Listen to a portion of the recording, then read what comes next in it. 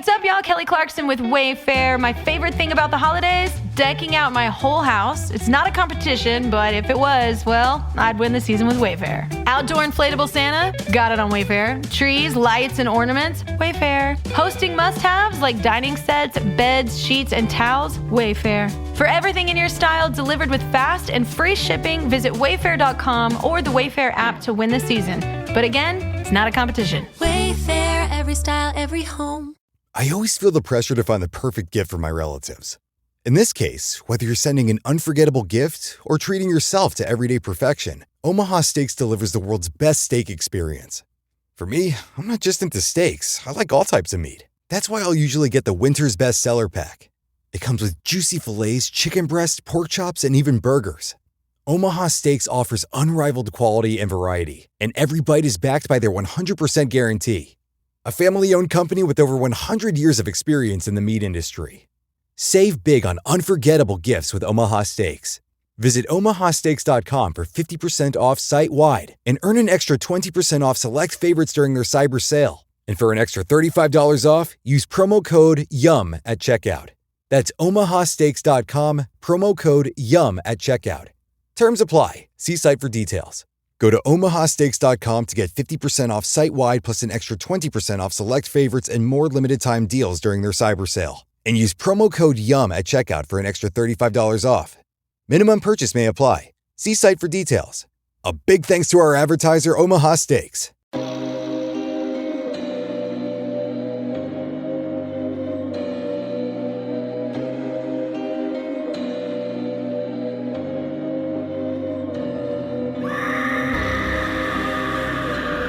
Hello, kitties.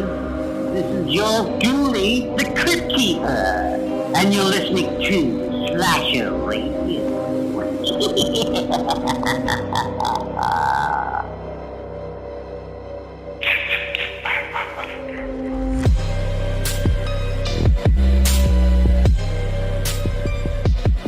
Welcome to Slasher Radio with the host Mikey Bones, Rob Humphrey, and no Cat Valorian this week, Rob. I know, no cat again this week. I am very excited though, Mikey. Why are you excited?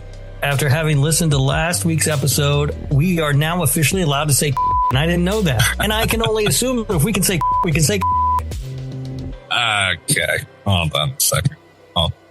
No, we're not allowed to say. Here's what happened. What had happened was, right? I have found it completely enjoyable. This is just going to be a bleep flash out of the rip, I guess. 2 Rob, 1 me, because I'm about to. I really enjoy saying, "Oi." So shout out to Tim Davis from last week, who was a guest on the show, Dummies of Horror. Everybody go check out his podcast, all horror stuff as well. Our local Australian. Actually, that's not true. You coined a phrase, the little Australian girl. In our Discord recently. Yeah. But Tim is not a little Australian girl. Tim is a big Australian burly man. But yeah, we've got an influx of Australians lately, man. What the hell's going on? I don't know. It's weird. But anyway, what had happened was last week, as you guys remember, drink roll call from last week, I was double fisting Australian drinks, and them shits were strong. So I had forgot to note, usually when the recording process, I'll note if anything needs to be changed or if anything happens, then I'm going to have to go back and look into in editing. And usually I'll note, like I just had to do, if there's bleeps so that later on I can go back and look at it. I was finishing up the show at around 2:00 in the morning-ish or so. And Mikey got tired of looking for sitting in a Discord call because I forgot to note it. And I was able to find one because I remembered when I said one of them. I'm like, man, I said that a lot later on. I'm like, yeah, whatever. The editing software that is used creates a transcript. I was like, I could just search and, no big deal. And, I'll figure it out later. Yeah, no, apparently the editing software doesn't like the word and it did not label it at all in the transcript. So I was like, fuck, man. And I'm sitting there in Discord scrolling through this 2 hour, however long the episode was. And I said to whoever I was in Discord with, I'm like, bro, it's almost 2:00 in the morning and I'm sitting here looking for. And they said, what? I said, yeah, this is my life right now. So Mikey got tired of looking for. is what happened. And yeah, a couple of them went. And honestly, I feel like if it's in the term of oi, it's not that bad. All right. It's kind of like when Bobby got away with saying, or no, how did he say it? I forget how he said it. Yeah. Yeah. So, 3. All right. This is what my life has turned into. I'm keeping track of. Yeah. So yeah, a couple of them went through. Don't get used to it. No, I heard it and I was like, all right, I guess we're allowed to say now. Yeah. I'm going to have to go back and calculate the bleeps. I'm not going to have a live update on the bleep sheet for 2025. But yeah, that was the talk of Twitter for a little bit this week that got through. Yeah, that was my bad. But again, if it's in the oi form, I feel like it's not that bad. All right. No. Nonetheless, honestly, I like the shows that start off with just a ton of fucking bleeps. Get them out of the way early. Just start off with a ton. All right, we have a Patreon pick this week. We're going to have to go through all the Patreon stuff because Rob doesn't know how to work the Patreon. We will be getting to drink roll call. We have some messages in the mailbag, and then we will get to this week's movie topic, Laid to Rest. Yeah. First, what? Yeah, Laid to Rest. Yeah. Laid to Rest. I've been drinking drink roll call. Let's get to it because, all right, Rob, am drinking, and it sounds simple, but I might have done fucked up a little bit. I'm drinking cherry Pepsi and vodka. Okay. Yeah. There's a lot of vodka in this thing. All right. Man, that doesn't sound too bad, I guess. It's good. It's Pinnacle vodka. And I had some cherry Pepsi and I've been doing the cranberry and vodka, but I've been doing that a little bit lately. So I was like, you know what, man, I've been eating this cherry Pepsi for some reason. So I threw some vodka in and here we go. All right, cool. I woke up 15 minutes before we started recording, so I'm drinking cheerwine. Robert Hump. It's got wine in the title. But there's no wine in the drink. No, there's no wine in the drink. But it is cheer wine. So, you know. Yeah. And last week I was drinking ginger beer. That one didn't do shit for me. Yeah. No, I woke up from a nap and I was like, I don't feel like drinking right now, you know. Nap. Oh, so you done fucked up, huh? Pretty bad. Oh, boy. All right. Well, interesting. All right. We have a lot going on, though. So even before we get to the mailbag, what can we go through? Okay.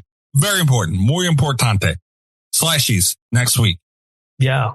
Yes. Slashies next week. The following week after that, night 1 and night 2 of the Slashies. Night 1, we will be doing video games and series. And then night 2, we will be doing the community show awards along with the big one, the movies. Yeah. So that's really big. Also in the description of this episode, also on our Twitters and Blue Skies and everything else, you will see the link to go and vote for the Slashies. That is out already. That's another reason you should be following us on our social medias and everything else. Patreon also, where you can go and vote for movies, video games, series. Everything's on there. The turnout that we've had this year, we've bitched several Slashies in a row. This is the 4th annual Slashie too, by the way. 4 years in a row. So 3 years in a row, we've bitched about the turnout for the voting. Can't do that no more. No, people heard us. Yeah. And we still got a week to go. We have about, I can't math right now. Numbers are hard. It's over 10 times the turnout that we've had in the past. I was going to land around 5, but yeah, 10 sounds about yes, 10 times what we've done before. So that's pretty damn nice. So yeah, you'll be able to go and vote. Please go and vote. Even though we've had a good turnout, doesn't mean we don't want to hear from you and it can't be better. So, and as we've said before, if you don't vote, you can't bitch. That's right. End of story. We know you're going to bitch, so just go vote. You're going to bitch. So if you didn't vote, we're not going to listen to your bitching. We don't care. So make sure you go and get your bitch card. You got to go and vote. And plus, like, that's the fun part, man. Like, go interact with the show and give us, like, when we do things like this, the better turnout means we want to do these things more and we're able to do these things more. If you're just going to listen and you're not going to interact with the things that we do, we're not going to want to do them because then we're just doing them for us and we're just listening to ourselves talk about it. Right. So make sure you go vote. The more you guys get involved, the better it is for us, the more it allows us to do. I saw my friends at the Friday Nightmares podcast release their award show this week. And I was like, well, they think they were going to be the last ones to do it, but nobody procrastinates like Slash Radio. That is correct. That's one thing. If anyone thinks they're going to out procrastinate, they got another fucking thing coming. All right. We will push things back like you couldn't fucking imagine. We planned another thing that we're going to be releasing. Podcast time is in the future, so I'm doing a little math here in my head. Okay, tomorrow, by the time this episode comes out tomorrow, I've also been kicking around Thursday release for that thing, Rob, that we did. Yeah. So either today or tomorrow, you might get it a little early. Patrons will get it early. Yeah. So patreon.com/radio. We did a horror Royal Rumble. What did you coin it, Rob? The Horror Rumble. The Horror Rumble. Yep. So we got on WWE 2K. We set a Royal Rumble of 30 and we changed them all out with horror villains and we just watched the magic happen. Rob, I, and a friend of the show, patron of the show as well, Leo, we commentated the bad boys. So we were like the King, Jim Ross, old school Vince McMahon, Jim Cornette of that bad boy. Yeah. It was a lot of fun. It was a lot of fun. And I urge you guys, like a lot of people, we talk about it a lot. The YouTube community and the show community are kind of divided. And we're doing our best right now to kind of blend those two as much as we can. It would be nice to kind of merge the two together into one thing because it does feel like two separate entities. Yeah. And if you just listen to the show, go check out the YouTube @/radio. Just search. It'll come right up. We really want to do more of these. Like there was a lot of fun to do. And the better the turnout, obviously, the more likely we are to do another one, or at least before next year. I don't know. We'll figure it out. If you guys like it, we'll do more of it in one facet or another. Yeah, we'll figure something out. Absolutely. So make sure you go check that out. That I'm really excited about that. Like that's something when we do these things, I don't think people understand. We really hope it does well. Right. Yeah. Views are great and all, like, and all that, intangible shit. And that's great. But honestly, so we can do it more is a lot of the reasoning behind it. Because if nobody watched it and the views aren't great, that tells us when we're looking at it, oh, nobody gave a shit about it. We're not going to do it again. Right. Because it's time. I mean, it's a time commitment. Yeah. And, to waste time, we spend that time trying to figure out something else to do. So, if you don't check it out, you don't know if you like it. We don't know if you like it. And I thought it was a lot of fun. So I really hope people go check that out. It was a blast. Leo's already ready to do it again. Yeah. He's ready to go. He's like, what are you guys going to do? I'm like, I don't know, Leo. We got to see. It's not even out yet, Leo. Calm down. If our last video has 2,000-3,000 views and this one has fucking 20, no, we're not doing it again. So yeah, make sure you check out our YouTube and our social medias. It's all over that stuff as well. So make sure you do that and let us know what you think and go vote on the slashies. That was a lot of shit. It was. Yeah, that was a lot of shit. I feel like I'm forgetting something. I don't know why. 917-397-KILL. Trace the call. It's coming from inside the house. It's 917-397-5455. You can leave a text message, a voicemail for the show. Another way you can leave messages for the show. We read them, discuss them, air them, play them, all that stuff on the show. Another way you can do that is on Patreon, patreon.com/radio. That has become increasingly popular throughout our mailbag stuff. Usually it was just text messages and voicemails, but now we're getting comments on the Patreon and we wanted to share them with the listener. I forgot to generate speech. That's embarrassing. So, I can't believe you did that, you dumbass. Yeah, I know. It's done already, so it's not that bad. And now I have to note, okay, forgot to hit channel. Yeah. These notes are always so stupid. Yeah, so Ghostface does read all the text messages, any voicemails we do, just play them for the world to hear. So here we go. Hello, hosts and listeners. Ghostface here with a few messages in the mailbag. First up, Harley Quinn commented on last week's Sexy Time with Rob Patreon show. She wrote, Roblox not Rolex LOL. You guys had me rolling on my way to work. We'll have to finish this later. Do you remember this, Rob? No. I know Roblox and Rolex are not the same thing. I know that. Okay. What Harley is referring to is on the Patreon, certain tiers, you get an extra show every week. One of those shows, there's a variety of shows, a lot of horror, comedy horror. Some of it's just flat out comedy. And one of them is a doozy called Sexy Time with Rob. Which is just flat out horrific. You were most excited to do that. I was until we started doing it. You were so excited, so annoying, so obnoxious about doing Sexy Time with Rob. And you got everything you were looking for, and then some. So yeah, what it was supposed to be a dating advice show where people and our listeners would send in dating questions, and Rob will answer them. It turned into just like, where can you shove what, and how many of them can you shove? And there was a comment on there, I believe, by Chris, EyeRChris. Where's my Chris button? Hell of a deal. Chris asked, he had something in there about getting a Rolex or something, and I was very confused. Apparently, it said Roblox. Apparently, Carly's seen the comment. Oh, I see. Now, okay. All right. So I did also tell Chris if he was giving out Rolexes that I would date him. So I guess that means me and Chris aren't dating. You can get you a Roblox card. No, I'm good. All right. My bad. Also, good to know that Harley, see, there you go. Harley letting us know that she enjoyed something. That's kind of what we were talking about before. Yeah, it's nice. Unfortunately, you enjoyed the wrong thing. Yeah. And now Harley goes on a watch list. I tell you all the time, man, the listeners like Sexy Time with Rob. It's painful for us to do, but they enjoy it for one reason or another. They enjoy it. All right. Let's see what else has Face got for us. Harley Quinn commented on episode 294, Buffy the Vampire Slayer. P.S. Fuck you, Shark Fizzle. Harley wrote, "It sucks that Joss is such a prick. I eventually got into the show season 5 and then went back and watched all the seasons. I think the Angel comics were a lot better than the weird Buffy ones, to be sure." Okay. All right. Did you watch the show or read the comics or anything, Mike? No, I didn't watch the show at all. Oh, it's a very good show. I really enjoyed it. Although it is a show that for some reason they haven't really remastered or whatever. So when you watch it, it's kind of hard to watch because it still looks kind of shitty. Is it on any streaming services? It was somewhere. I don't know. It's been a long time since I watched it. At one point, it was on Netflix or something. And I did read some of the Buffy comics, but not that many of them. She's right. It was kind of weird. And I didn't really watch Angel or read any of those comics, though. So I don't know about that. You read Buffy the Vampire Slayer comics? Mm-hmm. It's a really good show. I really liked it.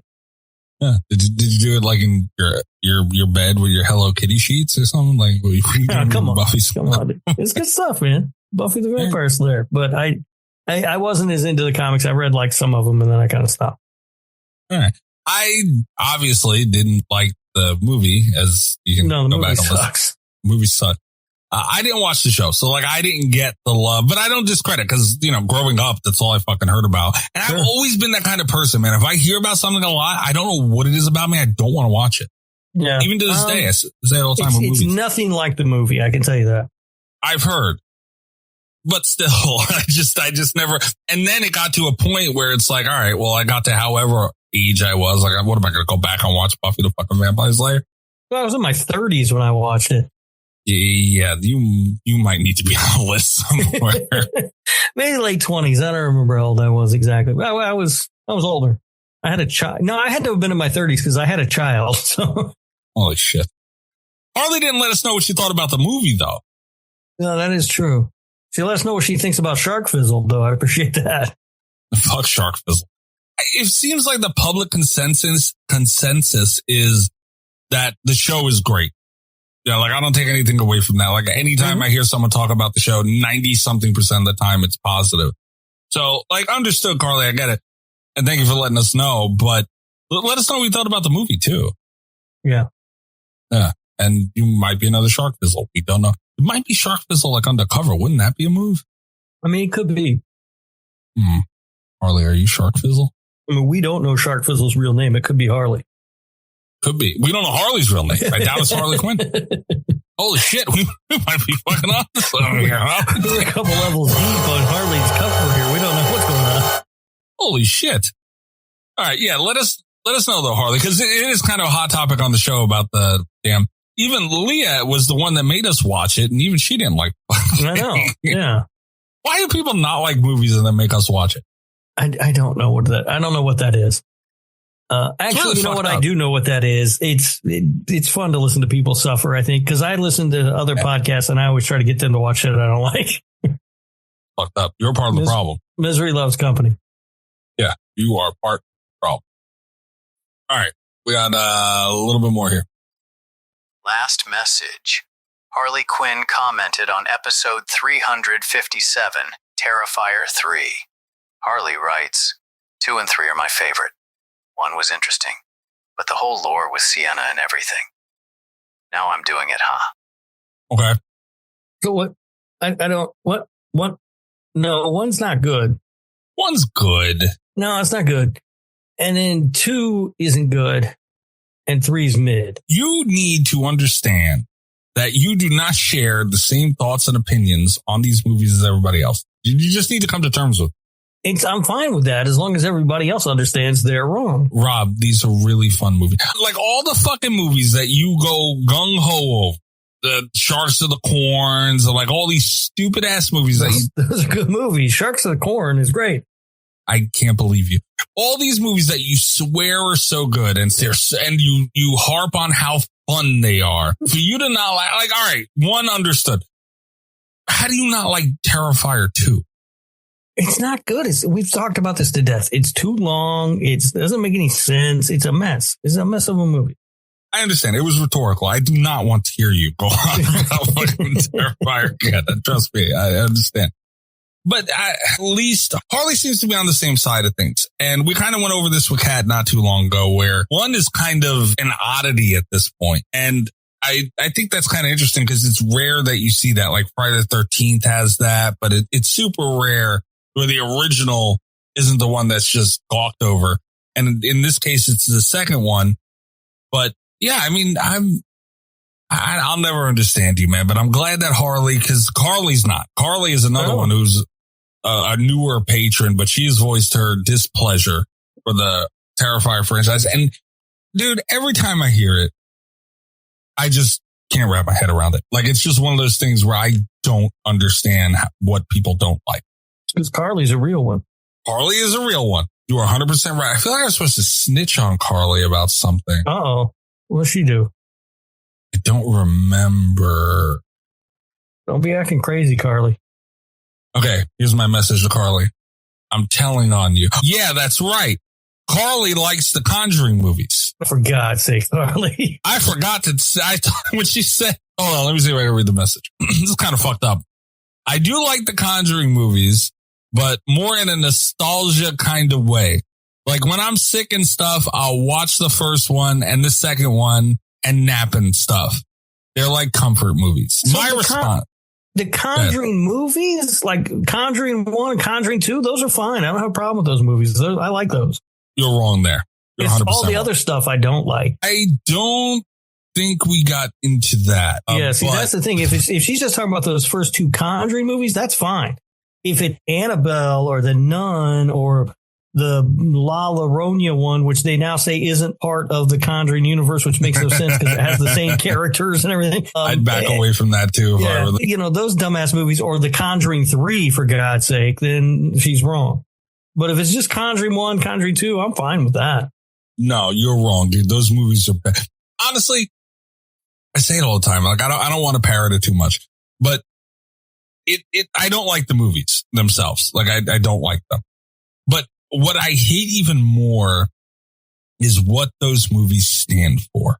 And those movies stand for just that jump scare era that they helped create. Insidious 2. Yes, Vivi, I'm talking to you. And I just don't like what these movies did to the horror genre. You look back at Halloween. Halloween changed the horror genre. Psycho as well. Nightmare on Elm Street kind of did the same thing too. Friday the 13th did it as well. Kind of like you could see a shift and people trying to, emulate because those things did so well. And they positively changed the genre. Mm-hmm. Scream, another one. I don't remember if I said them or not. Because there was a drought and all that shit. And then the 90s, we had Scream. And then we had that wave of bad wannabe Scream movies. But still, like a lot of those things that they did were good and they carried on positively in the horror genre. Here, with The Conjuring and Insidious, it was just jump scares. And that carried on in the genre. And it fucking I hate it so much. All right. You can't disagree with that. I don't disagree with that, but I still think the first 2 are good. Son of a... Yeah, my response to that message that Carly sent me was a bunch of dots and then another message, I'm telling on you, period. She's not in trouble for that, if that's what she meant. Now, again, if she meant all that other nonsense in the Conjuring universe, no, I won't tolerate that. Those movies are bad. No, Carl, you're still wrong. You're agreeing with Rob again. This is bad. You can never agree with me too much. Hold on. Wait, my buttons. Holy shit. I'm getting button drunk. Bullshit. Yeah, no. Don't. All right. Well, that's it for the messages. The mailbag's been kind of light lately. That was like the Harley edition. Yeah, Harley, even in the Discord too. Like, we had a movie night. That might have been that's what I was forgetting earlier. We had a movie night as well in the Discord. And we watched Scary Movie 2, Rob. You happy about that? I know. I was there. Good Lord. Sat there not laughing for 90 minutes. We did have a good time though. Like, despite you hating the movie, I liked it. But yeah, every week we're going to start doing horror movie nights again. We were trying to do that for a while and we're going to do it now. So you can vote on any movie you want. Well, you can nominate it and then we have a vote and we watch the movie every week. And, yeah, then we watched Scary Movie 2 and Harley also, I almost forgot where I was going with the whole fucking thing. Harley is also super active in the Discord. So, but we like that. We need more people to be as active as Harley, as active as Harley. This is going to get difficult. We got Harley and Carly. But anyway, nonetheless, we're going to take a quick break and we will be right back with our movie discussion of the week, Laid to Rest.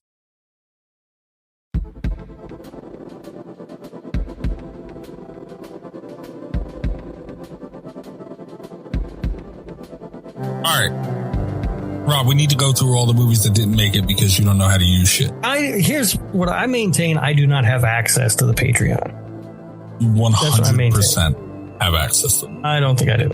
Remember how long you thought you didn't have access to the Portnoy sheet? I think that you retroactively gave me access to the Portnoy sheet to make me feel stupid. Incorrect. Anyway, first up is from Leah, Rob. You going to say something nice about Leah real quick? No, I'm not. I'll shut up. Well, Leah put up Torso from 1973. Oh, interesting pick. I've never seen that movie. It's supposed to be good. I haven't seen it either, but Darth Gregor Kick him right in the dick. Put up, that is an excellent choice. Great job, Leah. If Greg likes it. All right. Well, maybe it'll be good. Sometimes Greg's likes good stuff. Not often, but sometimes. It's so rare, though. I don't know. Very rare. Yeah, but sometimes. I don't go into things thinking it's going to go well. Also, I love it at Gabagool. I kind of like that button. I'm not going to lie. That's a good one. Yeah. Leah also said she's in her Giallo era. 2025 is a weird time for a Giallo era, Leah. But you know what? All right, fine. So, put up Blood-Sucking Bastards. And it's not the Tree movie, thank God. But I feel like I'm in that kind of time period of where he's not going to do it because it's right after the holidays. But I'm soon going to be out of that. Like, I can't get comfortable now because that's when it hits me. Yeah. My connection is dropping in and out like it used to do back in the day. Oh, no. Which is a lot of fun. I missed, what did he nominate? Blood-Sucking Bastards, 2015. Never heard of it. Don't know anything about it. I've heard of Blood-Sucking Freaks, but not Blood-Sucking Bastards. No, I've heard of Blood-Sucking Bastards. I don't think I've ever watched it.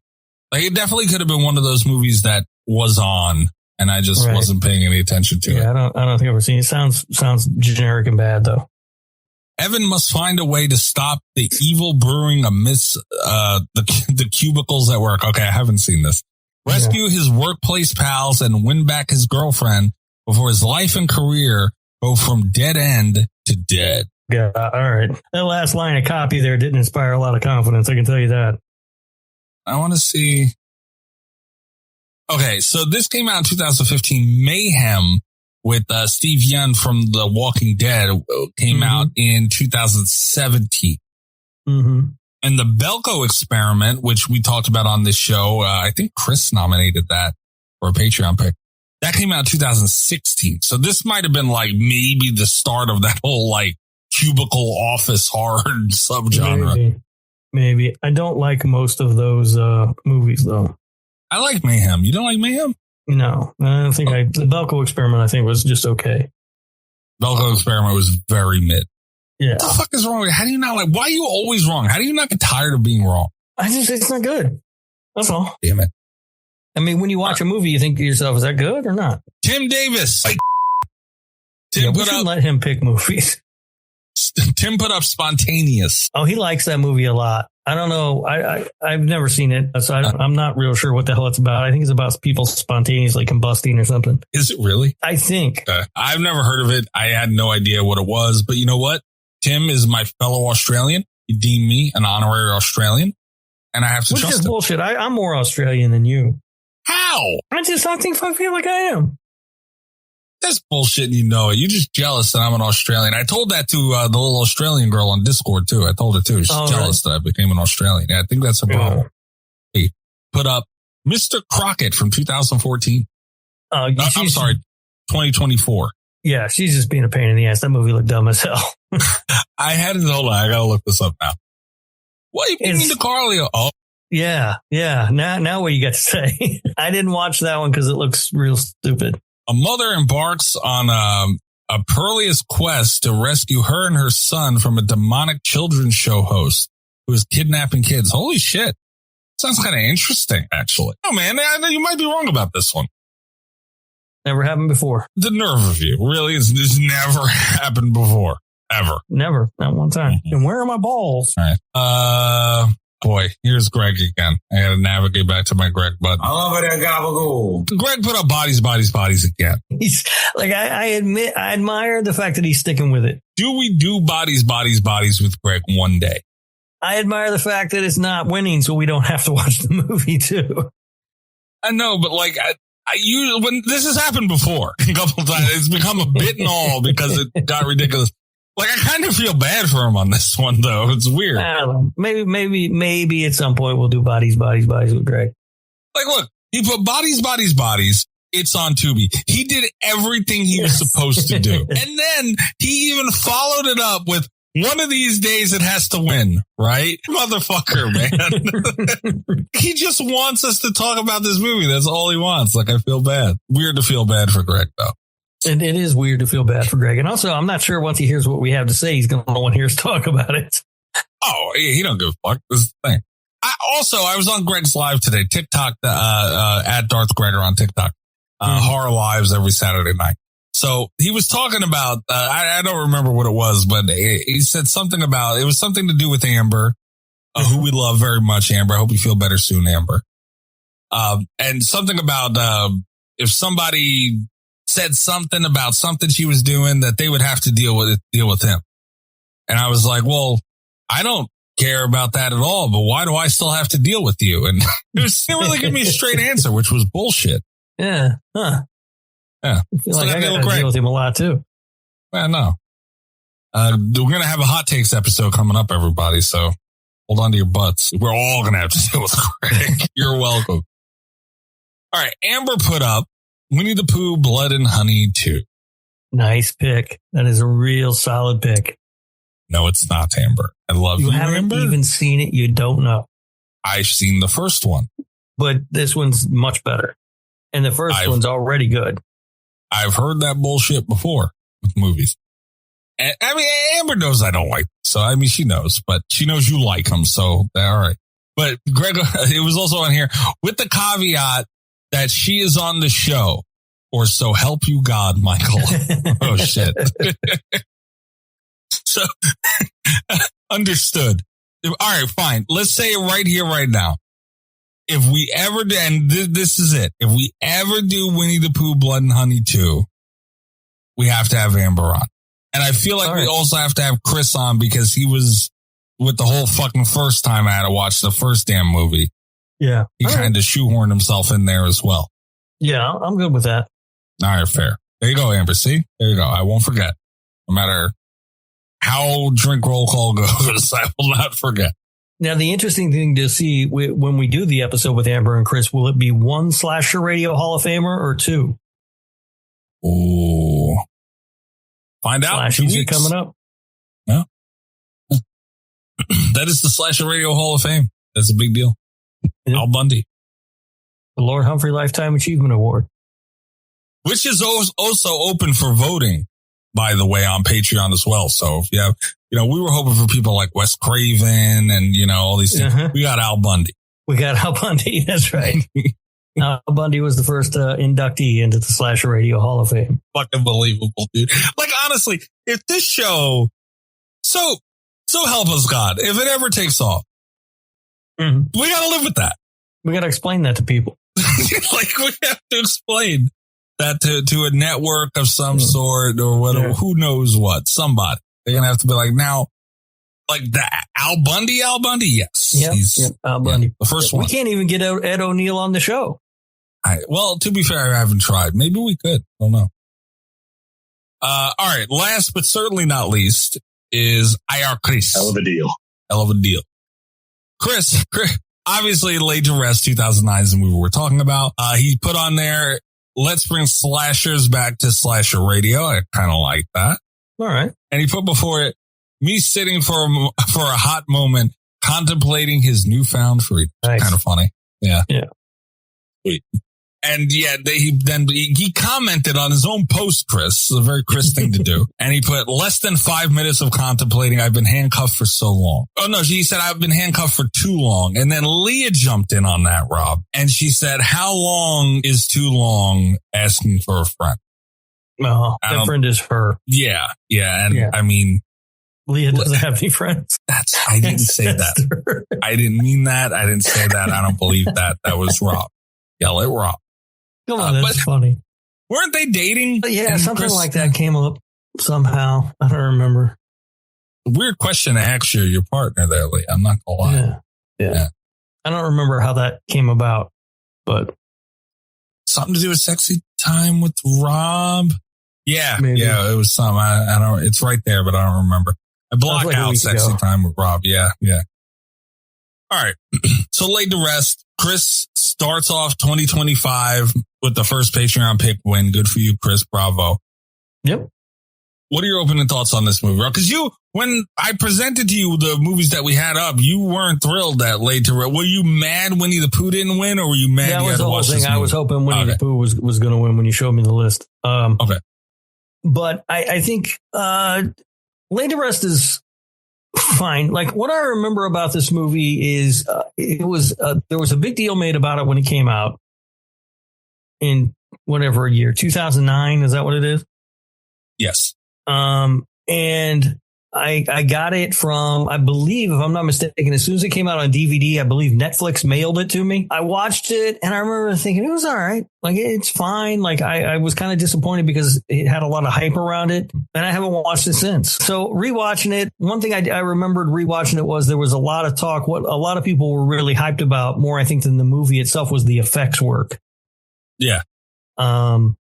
And the effects still hold up. They still look really good. I thought they looked good at the time. But the movie it's fine. I like the idea more than I like the execution, I think.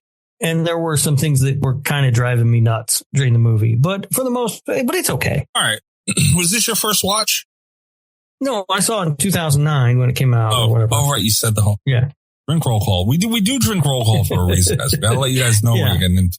Yeah, no, I did, but this is the first time since then. So, I mean, kind of like a first watch at this point, Right. All right. I never heard of this movie. This was my first watch, first time hearing of it. I had no clue what the fuck.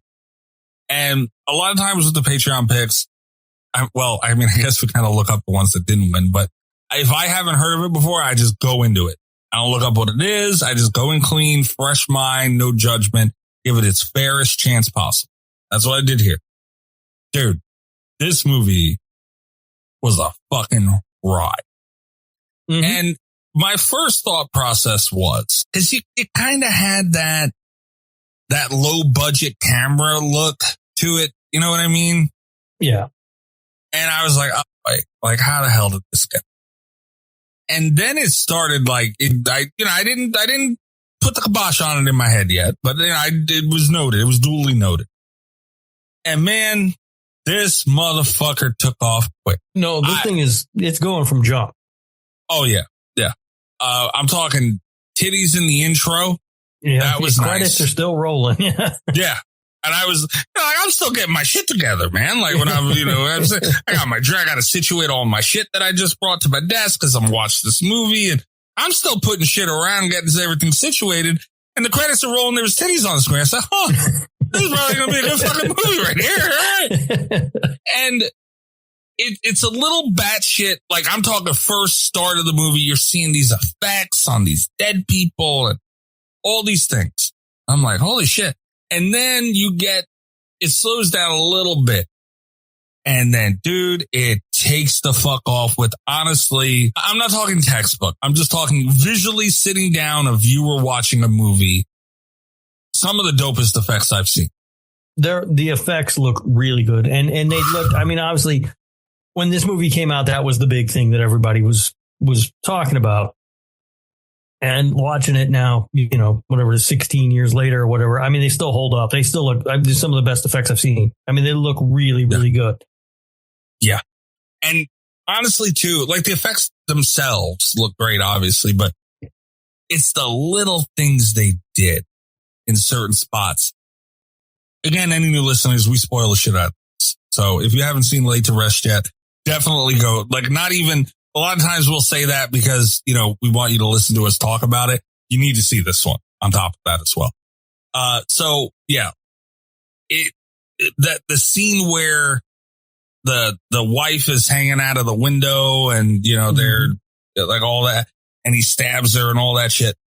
Dude, that her eye like twitching and it's red and it's rolling around as he's pulling the knife out.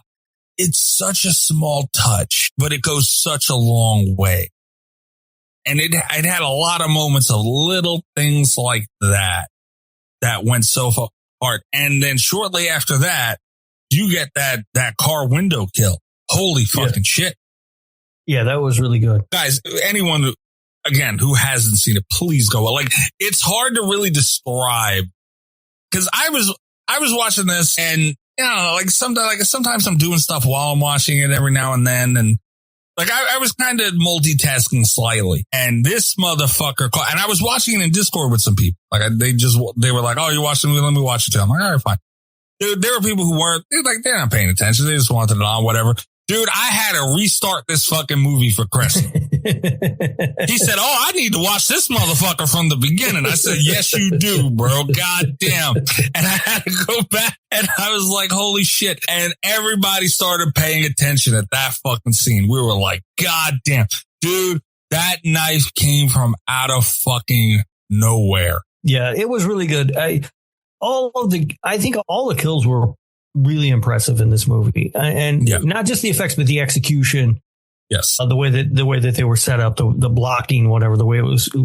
It seemed like a lot of times they kind of came out of nowhere. Yeah, which is hard to do because we watch a lot of horror movies, and if you don't do that right, we're going to see it coming from a mile away. You know what I mean? Like, I can never remember the name of the movie. There was a movie that came out in like 2019 or it must have been around 2019. That I wish I could remember the name of this movie. It was the most predictable movie ever. Like, as far as jump scares, I was like watching it in the theater going, guy's going to be in the window. Guy's going to come from over there. I was calling it before it happened, but this one, like, this stuff comes from out of nowhere. Like, you're just not expecting it. They did a really good job with that too. And then on top of that, when the knife did hit, it looked amazing. All of it. Like, there was nothing that took you out of that moment. And that's a really big deal. Cause obviously that's the grandiose, you're doing it early, you're catching attention. It fucking worked. I had a group of people who could give a fuck less that this movie was on until I said, holy shit. I was like, wait, you guys, okay, you need to see this. And they all had the same reaction. It worked because it was done well. And then they weren't even done. Right. Then he slices the fucking guy's face up. Honestly, that was like you said, you didn't see it. Yes, you executed it perfectly. Yes, but you didn't see any of it coming. Either part, the beginning or the end. You were like, whoa. And dude, that, like you said, is so hard to do in this genre. And this movie came out 2009. We've seen a million horror movies, but it's like it's. And that was at the point kind of when that actually, hold on, let me fact check really quick. Okay.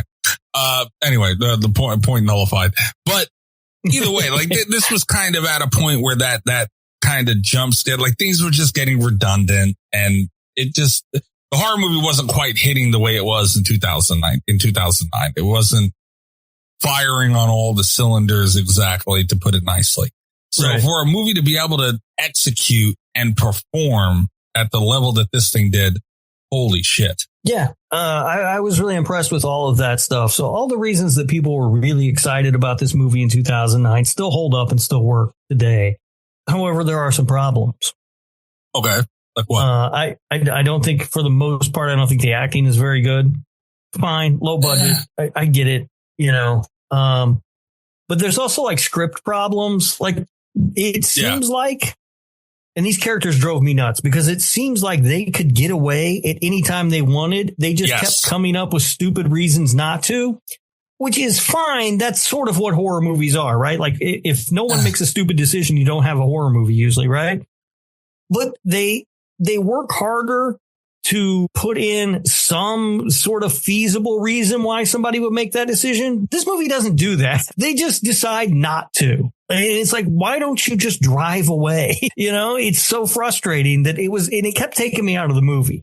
Like it was driving me crazy. Like, why are they doing this? It doesn't make any sense. They can leave anytime they want and they're just choosing not to. Dude, that pissed me the fuck off. Yeah. That pissed me off. So I noted, this was my note. All caps, bunch of exclamation points at the end. Do not stop that car. They would drive off about a mile or two and just stop the fucking car. This guy keeps popping up. He's a step ahead of you at all times. They showed at the police station, all the fucking cops are dead. Everywhere they go, he is there or has been there. Why the fuck would you stop driving? Did I miss something? The gas was an issue, I'm assuming, right? They were saying, like, the one guy, the first guy, whose name I don't remember, but the first guy who picks her up, the bald guy, right? He's like, his truck is basically on fumes, he says. Okay. So then the other guy that they went to his house, he had a car and he said he didn't have much gas. But that gas station they went to wasn't that far away. They walked there. Right. So they couldn't have been that far away. They could have just stopped, got gas, and been on their way.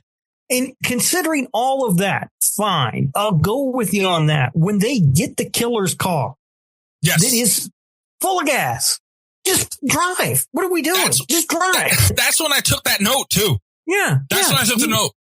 You have the killer's car. The only car that he has is the one that you don't have any gas in. Dude. So you're good. Just drive. You cannot, we're not going to sit here and act like we're getting taken out of a fucking horror movie all of a sudden because a car doesn't have gas or won't fucking start for no reason whatsoever. You know, fine. You have that one. You cannot do it 3 times. No, you can't do it 3 times. And you can't do it because that's their plan. They're driving out of town when the girl says stop the car and he does, and she just gets out. But why? It's never explained why. She just says she has to go into that funeral home for some reason. But she never explains why. We're never given a reason why other than she just wants to. It doesn't make any sense. Yeah. And obviously the whole reason is because, you know, you needed to get the story of the little nerdy the movie dude. Needs them to not leave. Well, that too, but you also needed the nerdy guy to be like, oh, my mom's in there. You know, you needed, but you can make it make sense. Like that would work. You know, you can make it make sense. That would be nice. You got to do a better job. You got to do a better job of making it make sense. I mean, it would have made more sense if the nerdy guy insisted on stopping so they could all go in the funeral home so he could see his mom one last time or something. Yes. That makes more sense than I just have to go in here, but I don't know why. And then he's conflicted at the door, something, like fucking anything. Right. Anything at all. It was driving me nuts. I was just like, this is the dumbest thing ever. These people could have been out of here a million times already. It's like they're refusing to leave. Yeah. Yeah. Man, I just cannot. That's the one thing. And I was going to bring it up at some point, obviously. And it's sad, dude, because usually in a movie that's heavy effects, with that obviously doesn't have a huge budget. Those are usually the things that are going to take you out of it at some point. Usually those are the odds where you're going to see something and go, oh, that looked bad, or, something, especially something from over a decade ago. None of that did it. And you just chose to take us out. Because you had to have looked at that and seen it made no fucking sense. And we've talked about this thing, like this sort of stuff a million times. Like, I get it. Like, if you have a low budget and you have effects that don't look great, I can forgive that because you don't have the budget to overcome that obstacle. But it doesn't cost you anything to write a script that makes sense. Sure. So when you're doing stuff like this, like, it just feels, I don't know if it's lazy or incompetent or what, but it just doesn't. It's like, this doesn't work. Yeah. And especially when you don't have a very convoluted story. I could see something, I don't know, alien, just, something off the top of my head. Like, you have an alien in a spaceship and you're in space and there's so many things and restrictions and it's hard to do certain things. Like, I can understand things like that. Dude, you got a straight up slasher movie, all in all. Right. And you can do anything you fucking want. You got 3 people and a car. You can do anything. There's no restrictions on what you can do with this story. And these are minute points of your story that you are just not tying together. And when they got that killer's car and they stopped it and just refused to drive out of town, I was like, what the fuck? And then on top of it, to make it even more, this girl leaves these 2 motherfuckers. Yeah. Why? Like, I understand you have it in your head and you got something you want to get done and you know what you want to do. I understand. You do not. This motherfucker is lethal. He's not Ghostface, and I love Ghostface, but he's not no fucking Ghostface. This motherfucker's lethal. But that's the thing, though. He kind of was like Ghostface, and the first 3 or 4 times he comes at him, they end up whooping his ass. At some point, I was thinking, why don't they just fight him? Like, because he comes after her and she stabs him with something, and then at some point he gets stabbed and shot, and I'm like, they're kind of kicking this guy's ass every time he comes after him. Yeah, but he's also leaving a trail of blood in his way. He's capable. He's killing a lot of people, but not them. Yeah, and that's another thing, too. And this isn't like a huge negative, but after the whole, the kills that we talked about earlier on in the discussion, it did slow down a little bit. And that scene at the precinct could have been done better. Yeah. I'm talking way better. And they spend so long in that portion of the in between things actually happening. Dude, I would have been happy with showing him getting to the precinct, showing him just clapping cheeks left and right and more kills. And I don't know, maybe that would have made it more expensive and they wouldn't have looked as great. But you can get around those things with a movie. Like, you don't have to show everything. You could do a lot of stuff with audio where, he goes in stabs the girl at the front or whatever in the precinct and then walks in the back and you just hear it. Anything would have been better spent time than what we got with them in that fucking precinct, honestly. And it did show how that would have showed more dominance on his end, more fear for the character instead of him kind of not really being able to get the job done. They put themselves in a weird spot as they started off hot, which I'm not mad at. And they started off hot with those kills. And they made it like this guy is just a fucking machine. He's insanely deadly. There's no escaping him. He's a monster. And then you kind of seen him very human. Yeah. Which I necessarily, I love Scream and Ghostface. Like I said, that human aspect is kind of it's scary because it could be anyone and, all that bullshit.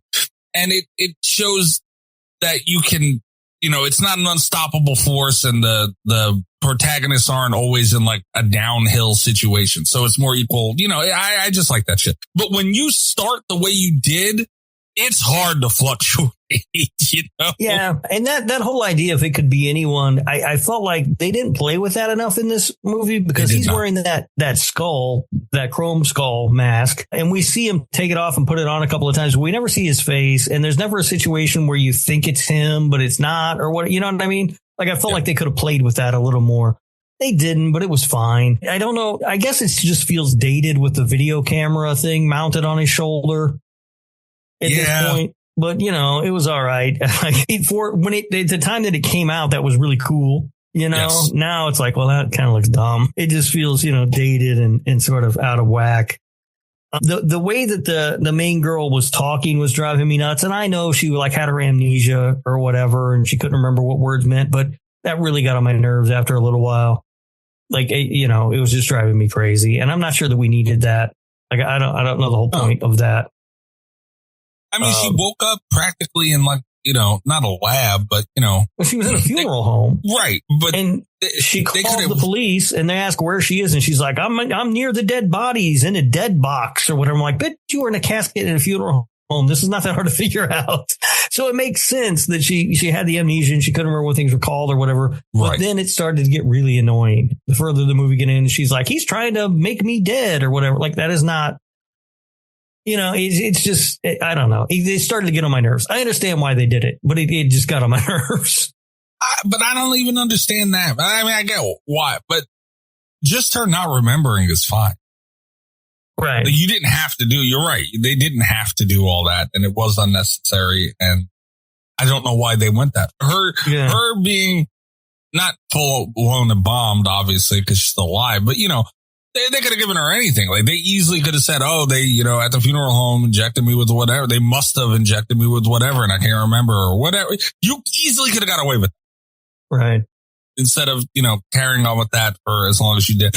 I don't know, man. Basically the entire movie, because at the end, the guy says they're going to go to Atlanta, and she's like, is that nice? It sounds nice or whatever. Like, she's never heard of Atlanta. And it's just like, oh my God, I would drop her off halfway to Atlanta. She'd drive me crazy. Yeah.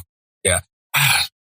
Dude, this movie, it's weird. It's not too often where you see a movie do so well in certain areas and really, really miss the bar so badly in others. Like, with the effects and so many of those, that aspect of it, they fucking killed it. How do you drop the ball the way you did in the writing of this thing? Yeah, I mean, that's it. It seems to, it's all script, right? It's all, the script is the problem. And I don't know, because again, that doesn't cost money to come up with a good script, right? Like, I don't understand. I just don't get it. Like, but between like the way she's talking and everything driving me nuts, and the fact that they won't just leave is infuriating. It's like, it takes, I mean, that took me out of the movie just constantly. Yeah. Like, why aren't they just leaving? It doesn't make sense. Yeah. And they didn't make it make sense in any way. Yeah. And they did that in several points, man. That drove me crazy. I'll admit. It's like, dude, just fucking drive. Like, you have a GPS, put in a fucking gas station and go to that gas station and then don't stop driving, period. But then they kept saying like they had to get to the city, which was like 100 miles away or whatever. I think he said, or maybe it was an hour. Just, I don't know, but if that's all the further you got to go, just go. They said, they got his car, and I think they said it had a full tank of gas. You didn't get to that 100 miles on a full tank of gas. You do not stop that car. You do not. No. End of story. Not. And they're like fucking around trying to hack into his cell phone or whatever. Who cares? Just drive. Hey, what's up, y'all? Kelly Clarkson with Wayfair. My favorite thing about the holidays? Decking out my whole house. It's not a competition, but if it was, well, I'd win the season with Wayfair. Outdoor inflatable Santa? Got it on Wayfair. Trees, lights, and ornaments? Wayfair. Hosting must-haves like dining sets, beds, sheets, and towels? Wayfair. For everything in your style delivered with fast and free shipping, visit Wayfair.com or the Wayfair app to win the season. But again, it's not a competition. Wayfair, every style, every home.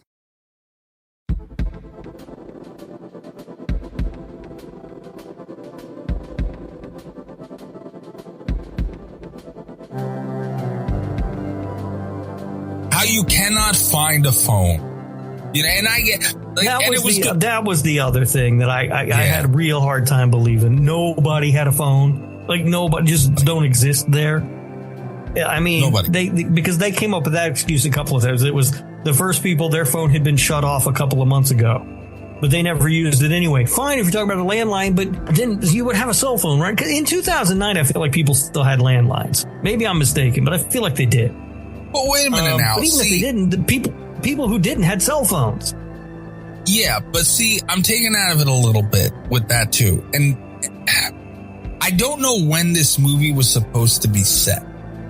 2009s, were Nokias popular? Because that threw me off too. I'm like, why the fuck they got a damn Nokia? You know, because with the earlier on scene with the, you know, that we were talking about.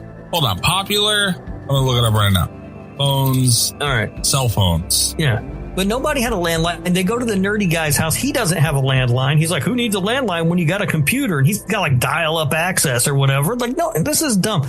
People, you know who really did have landlines in 2009? People who lived in the middle of fuck all nowhere. Absolutely. That's what I was going to say. That's why it makes no fucking sense, because even if you're dating it, because by the way, too, the popular phone in 2009 was the iPhone 3. Oh. and when I was watching it, I was like, what the fuck do they have that for? The BlackBerry Bold, the Samsung Eternity. I was like, wait a minute. 2009 was kind of early on. It wasn't that early, man. You had no, you're right. So it must have been the movie itself was set in a different time.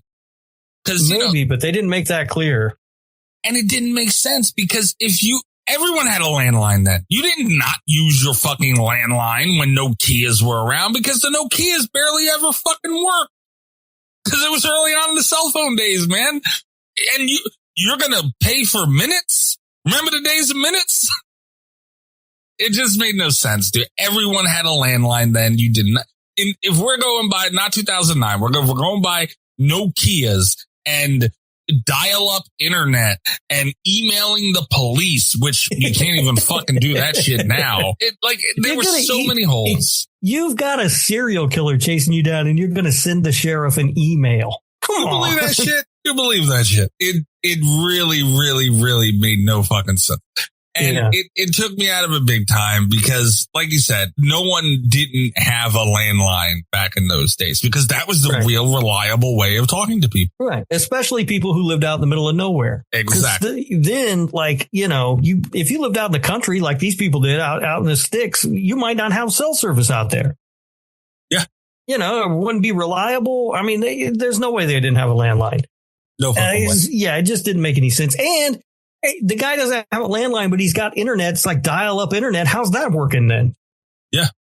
Yeah, it just doesn't. I don't know. It didn't make any sense. So that stuff was frustrating. The only other note that I took, and this is a small thing compared to all the other stuff, and this could be budgetary or whatever. The guy who gets stabbed through the car window, the brother and his girlfriend were so miscast. And I don't know. Yeah. If it was that the actors were miscast, or if it was just something as simple as like wardrobe. They didn't look like the Hicks they were supposed to be playing. You know what I mean? Because they were, because they pulled up and they started talking and they had like those accents and stuff. I'm like, this doesn't work. Like they don't know. Because when they first appeared on screen, I thought they were supposed to be like the rich fancy couple in town or something, with the way that he was dressed and everything.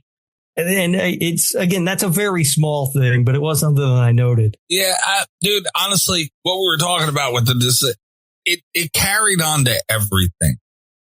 And there was so many points of, okay, yes, they definitely should have just drove away. Sure.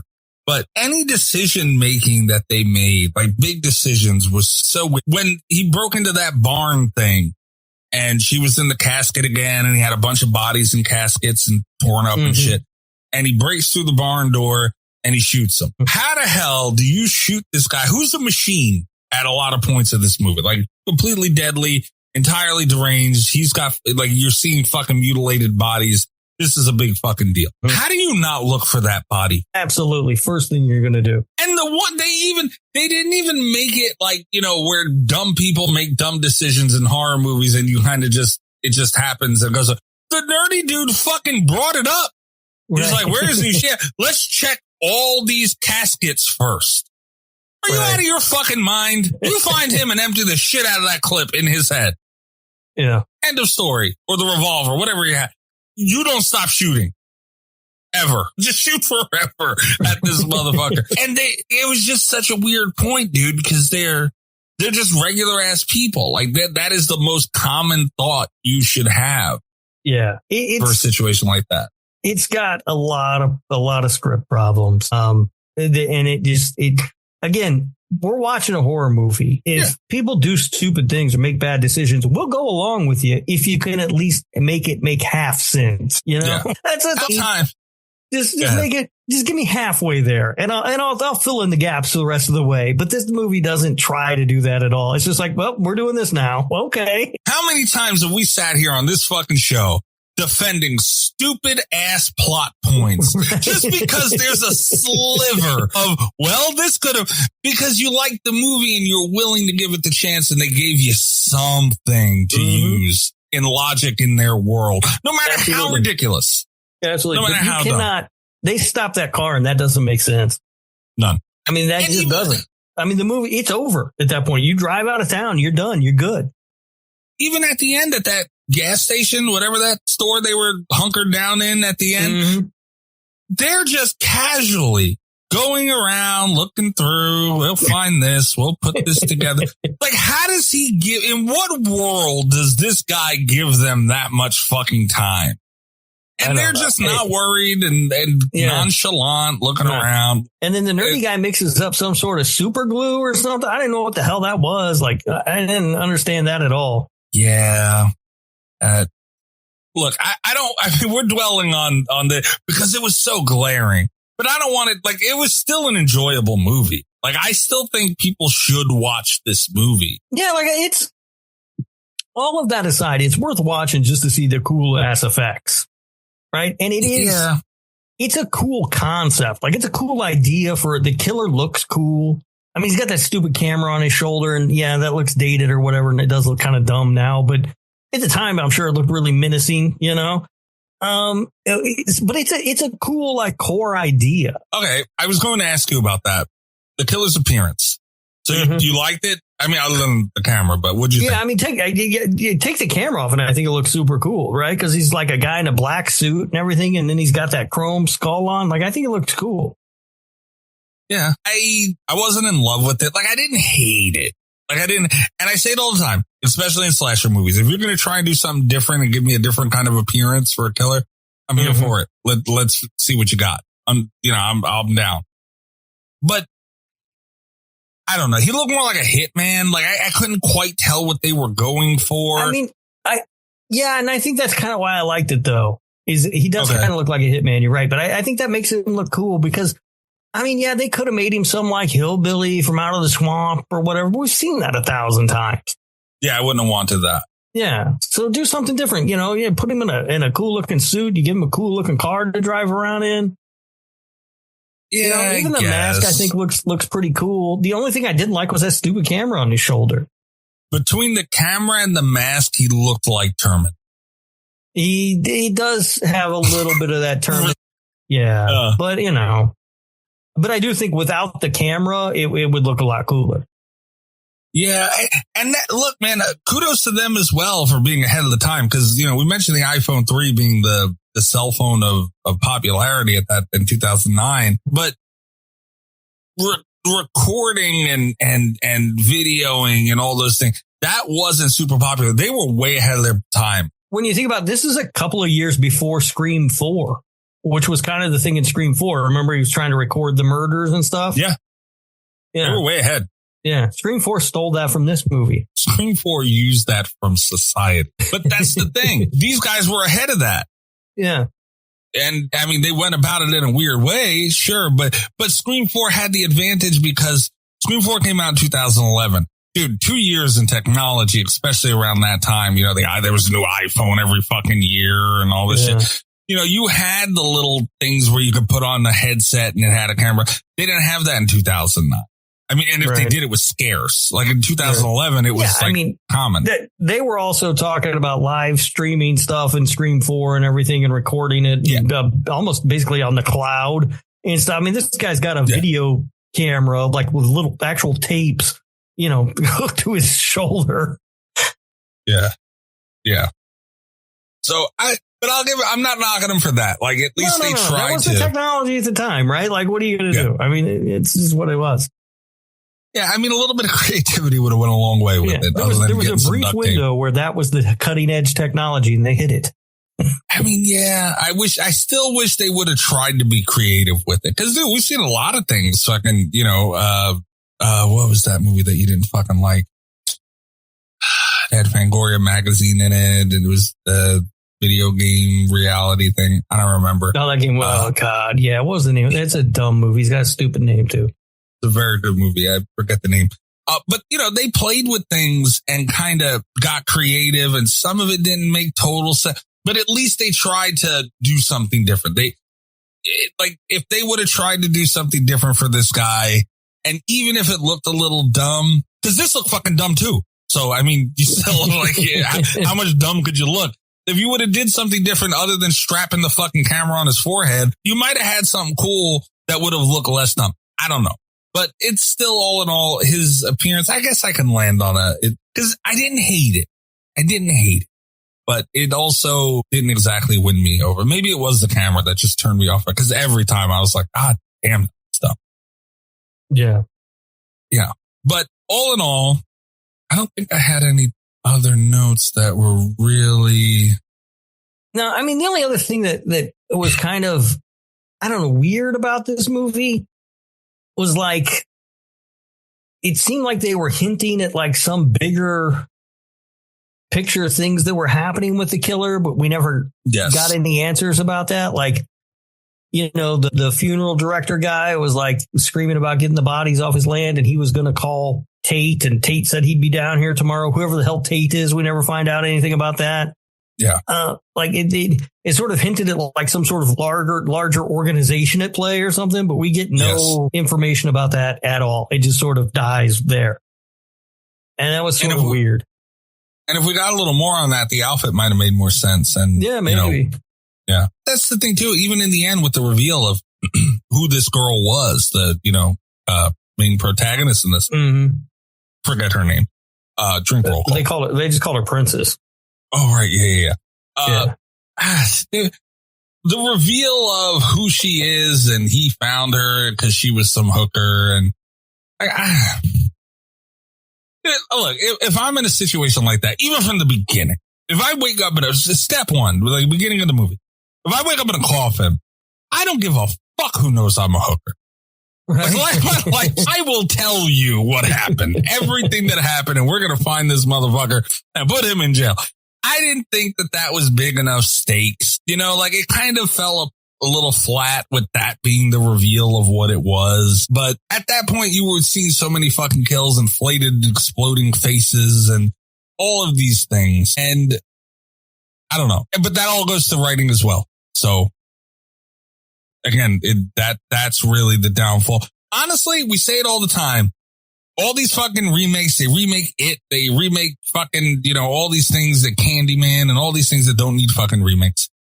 Right. Why don't you take a movie like this that had a dope concept, really expand on some of the stuff, get back to the basics with really good practical effect kills, and make, tighten up that story and really give it a true story. And those are the movies that need remakes. I would love to see a remake of this movie. Yeah, somebody reboot Chrome Skull. Hell yeah, man. Hell yeah. Also, his knife, talking about his appearance, that knife was awesome. Yeah, it was a good looking knife. That thing was fucking, that holes in it, jagged in certain ways. Look, fucking, what? That thing looked like it did damage. Yeah. Good Lord. Anyway, do you have anything else on this thing? No. This is honestly one of those movies where you kind of have to see it. I think so. I mean, it is at its core, it's a very simple movie. Right. Yeah. It's a pretty simple slasher movie. It's hard to explain certain shit. Like they need to experience it, and everything we say will make perfect fucking sense. Right. Yeah. Yeah. You two will get frustrated when they stop the car.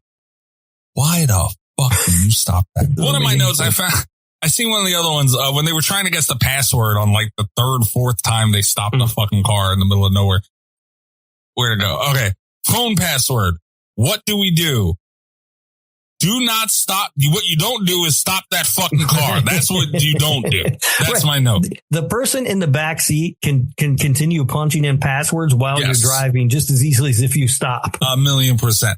And the last thing I have to note, because this pissed me off as well, that kid at the gas station shop, whatever the hell they were at the end, He goes out to handle business with that shotgun. If you see a dude turn around, and you know it's an aggressive situation going, you see a dude turn around with a camera on his shoulder and that fucking chrome mask and a knife, you shoot. Yeah. Yeah, that kid didn't do much of anything. Just stood there holding the gun until he got killed.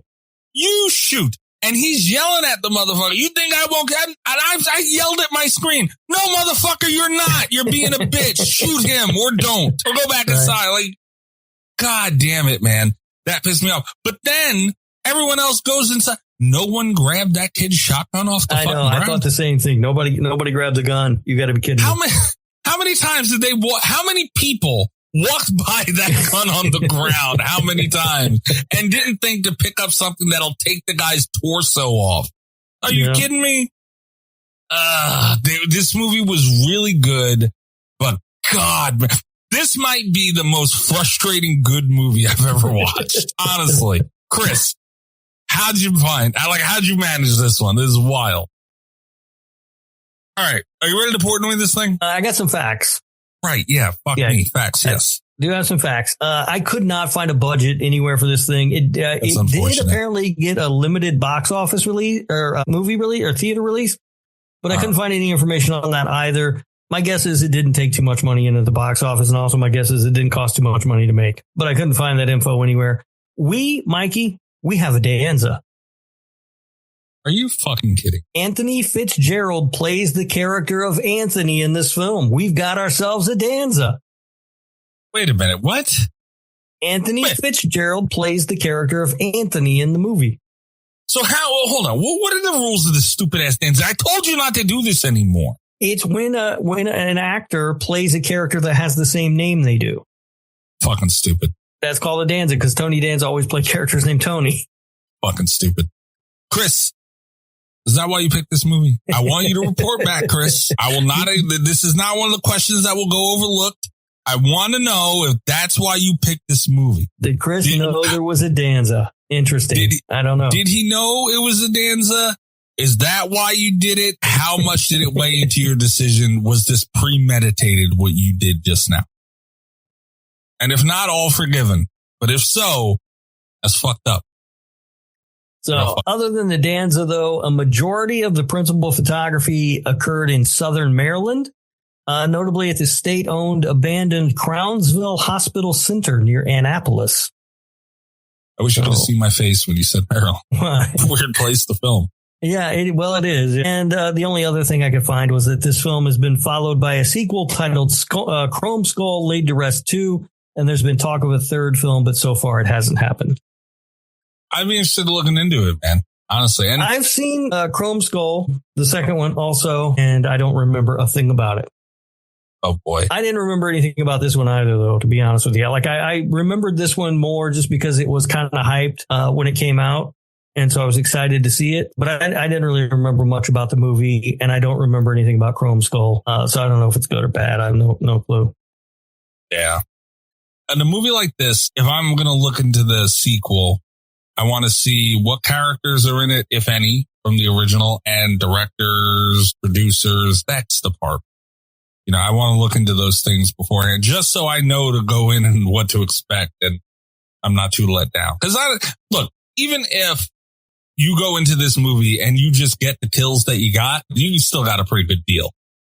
Well, I can tell you that the sequel has Brian Austin Green and Danielle Harris in it. Danielle Harris. Mm-hmm. All right. And it does look like that it at least starts with the two surviving characters from this film. Interesting. Okay. I'd give it a go. Yeah. All right, Rob. You got your scores ready? Yeah. So the movie is, I think, it's worth watching, and it's mostly worth watching, though, just to see the awesome effects and the cool kills. The story is not exactly, breaking any new ground when it comes to slasher movies, which is fine. Slashers don't have to. But it's not trying to. But boy, you're going to get frustrated. I mean, there's just some stuff that they could have convinced you to overlook, but they don't even try. And so it's impossible to overlook it. It is a very frustrating watch from that respect. I gave it a 5.8. Oh, shit. Really? Yeah. I mean, I did like this movie, but man, I just couldn't get over those hurdles. It just drive the fucking car. What are we doing? Okay. Yeah, we're in different spots here, man. I gave this, and I don't normally do this. I don't know. Okay, yeah, I did a couple weeks ago. All right. So I have done this before. I'm going to give this movie a flat 7.5. And I do that because I feel like this should be seen. And I also feel like it's a slasher. Like this thing, it didn't get too smart with the story, but it didn't get too crazy with the story either, the writing and all that stuff. So I feel like this is a straight slasher. Yes, you could have done a lot of things differently to tighten up loose ends, and those would have went such a long way with this movie. But I feel like slashers are meant to be a good time. You're meant to enjoy them. They're meant to have crazy kills, and that's what it's supposed to be at its core. That is not an excuse to just do whatever the fuck you want willy-nilly and make shit not make sense. I will admit that 100%. But at the same time, I feel like there's like slasher radio approval are movies that we think people should see is really like at its core. And honestly, like I think it was that good. I feel like it had a good flow. It did slow down here and there at certain points, but all in all, I think it had a really good, 7.5, man. Well, yeah, I mean, I wish I could have gotten there with it. I just couldn't. Yeah, I mean, that shit's annoying. I agree, but yeah, it's still... That stuff even overshadowed the effects for me at times. I was just like, what are we doing? Why are we stopping the car? What is happening? I agree with it did it for me too. I was mad. I was yelling at Cressy over this. I was mad, but that's the difference for me. The effects did override it because it would do some shit like that and piss me off. And I'd be like, bro, what the fuck is this movie doing? But it would do some really cool shit after that. And I'd be like, oh shit, that's really awesome. And it looked great. You know, it's like I would be kind of back in. So I was going back and forth. I was getting a little bit of whiplash a little bit going back and forth with it like that. But honestly, it didn't have too many dry spots. And I don't know, it was an enjoyable watch, man. Like I would 100% watch this again. It grossed me out. Another thing that really, this sounds small, but in the beginning, those first two kills we were talking about, the crazy one with the knife coming out of nowhere and the wife that is hanging out of the window and he's got her.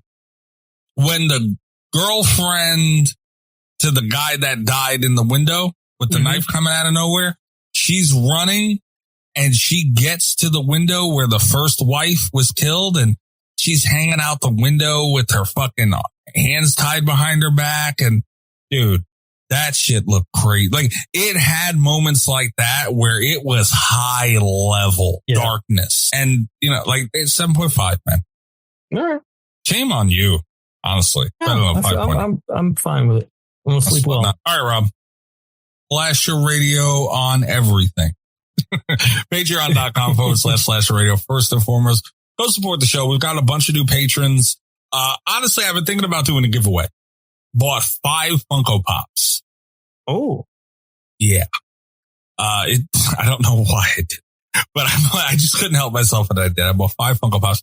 So I was looking and I might do like a Funko Pop giveaway for patrons only. And I don't know how fair it would be to existing patrons. My thought process, Rob, me and you will talk, this is an on-air meeting, I guess, but we'll talk about it later. But I was thinking about doing like the new patrons that join. Okay. Right. But I think that's kind of unfair to the existing. So, but either way we end up going with this, you have to be a member of the Patreon to be included one way or another. Right, so patreon.com/Slasher Radio. Maybe I'll pick out a good Funko Pop or something like that. We can give away to one of the patrons. And tier starting is those $3 a month. It's like, come on. For the Funko fucking Pop alone, you're making out a hell of a deal. You know, you got a extra show every week for the fucking tier 2 and up. Before, during, and after the show nonsense that doesn't make the show. All kinds of stuff. You get extra perks on the Patreon, and you get to support Indie Horror Sports Show. @Slasher Radio on Twitter, Blue Sky, TikTok, YouTube, and I think that's it. I'm at Mikey's Dead. Rob, where are you? You can find me on Blue Sky or on Instagram at Radio Rob123. You can listen to the other show that I do, the Nick fucking Woo Cagecast. That is Nick effing Woo Cagecast in your podcast players. Hell of a deal. We got a horror movie coming up on there. Yeah, what was the name of that again? Pay the Ghost or something like that. Never heard of it. Yeah. We'll see how it goes. All right. Slashies, night 1 next week. Make sure you get your votes in. You can't bitch if you don't vote. Good night from Slasher Radio. Hey, Mikey. What? Have a very Rob day. You motherfucker rap bastard. God damn it. All the best with Slasher Radio Podcast.